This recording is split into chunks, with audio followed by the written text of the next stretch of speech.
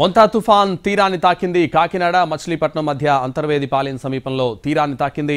పూర్తిగా తీరం దాటేందుకు 3 నుంచి 4 గంటల సమయం పడుతుందని వాతావరణ కేంద్ర అధికారులు తెలుపుతున్నారు.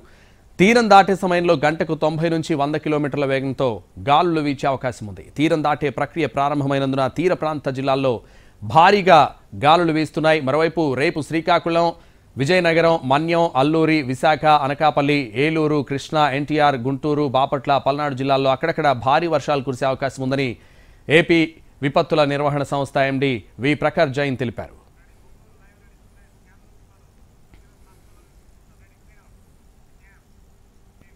ప్రస్తుతం ఒంగోలులో పరిస్థితి ఎలా ఉందో కనుక్కుందాం. దీనికి సంబంధించి సురేష్, ప్రస్తుతం ఒంగోలులో తుఫాన్ ఎఫెక్ట్ ఏ విధంగా ఉంది, సహాయక చర్యలు ఏ విధంగా సాగుతున్నాయి?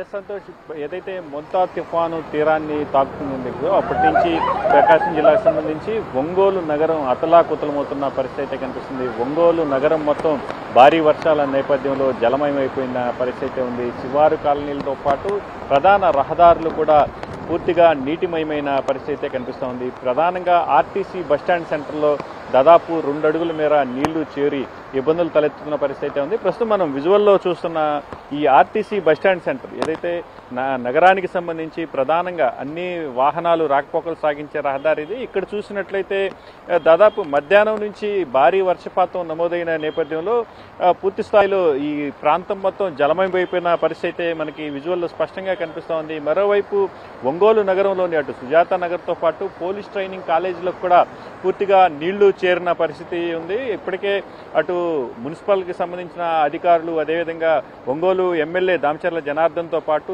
ఎస్పీ హర్షవర్ధన్ రాజు కూడా ఆ ప్రాంతానికి పీటీసీకి చేరుకున్నారు.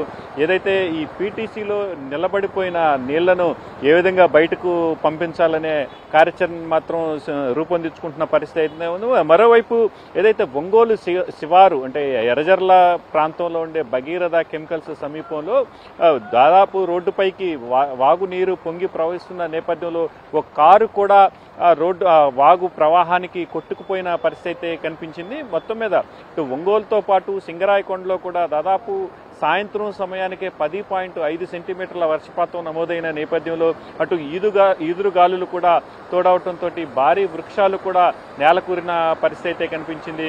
అటు తీర ప్రాంత మండలాలు ఏదైతే సింగరాయకొండ, టంగుటూరు, అదేవిధంగా ఒంగోలు, నాగులుపులపాడు, చిన్నగంజాం, వేటపాలెం, చీరాల దాదాపు ఈ ఉమ్మడి ప్రకాశం జిల్లాకు సంబంధించి 9 తీర ప్రాంత మండలాల్లో కూడా భారీ వర్షపాతం నమోదవుతున్న పరిస్థితి ఉంది.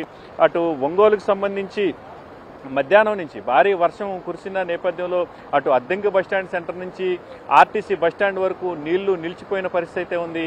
నాగులుప్పలపాడు మండలం మద్దిరాలపాడు దగ్గర కూడా జాతీయ రహదారిపై అటు చెరువు అలుగు పొంగి నీళ్లు ప్రవహిస్తున్న నేపథ్యంలో రాకపోకలకు తీవ్ర అంతరాయం ఏర్పడిన పరిస్థితి ఉంది.